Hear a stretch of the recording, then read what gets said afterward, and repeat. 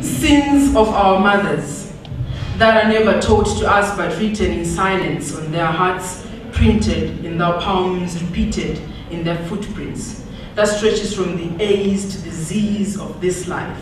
That when we do find out about them, we do not hate our mothers, but we simply forgive them and we thank them.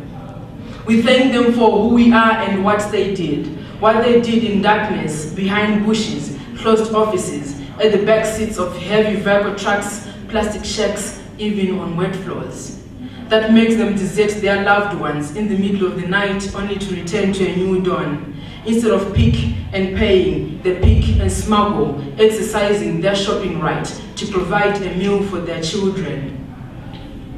Sins of our mothers who go out for a hunt, no matter how cold it is, they pray for a catch before the cock starts to crow.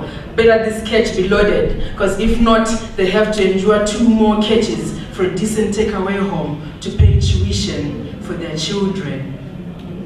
Sins of our mothers who let their young sons fend for the family, simply because their stupid fathers left without leaving a penny. These boys stretch their backs in the sun, digging trenches, picking tea and apples. The sun hits on their backs with no mercy, for these young boys just down.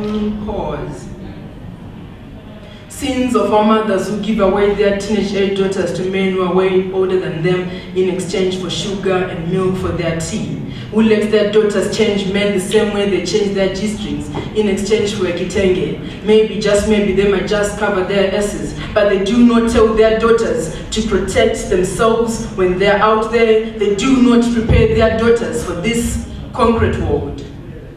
Sins of our mothers are bruises that she got from that cheating bastard when she lay there naked, having to deal with his big joystick that forced itself into her. His moans and groans can never be erased from your mind. But what to do when a little Johnny needs a penny for a collar when he is among his friends in the streets? Sins of our mothers who let their boyfriends sneak into the rooms of their daughters for a game of hide and seek in the middle of the night. If these men are to be stopped, they will threaten to walk away.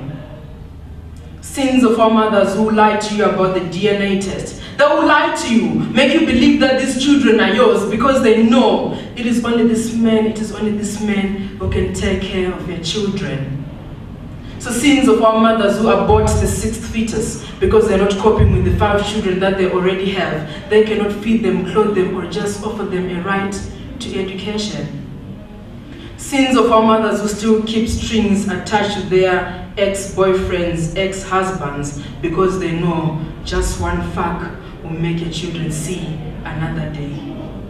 So sins of our mothers who now rot and shrivel on their deathbed because HIV became their newest companion, that are never told to us but written in silence on their hearts, printed in their palms, repeated in their footprints, that stretches from the A's to the Z's of this life. Thank you so much, Alana.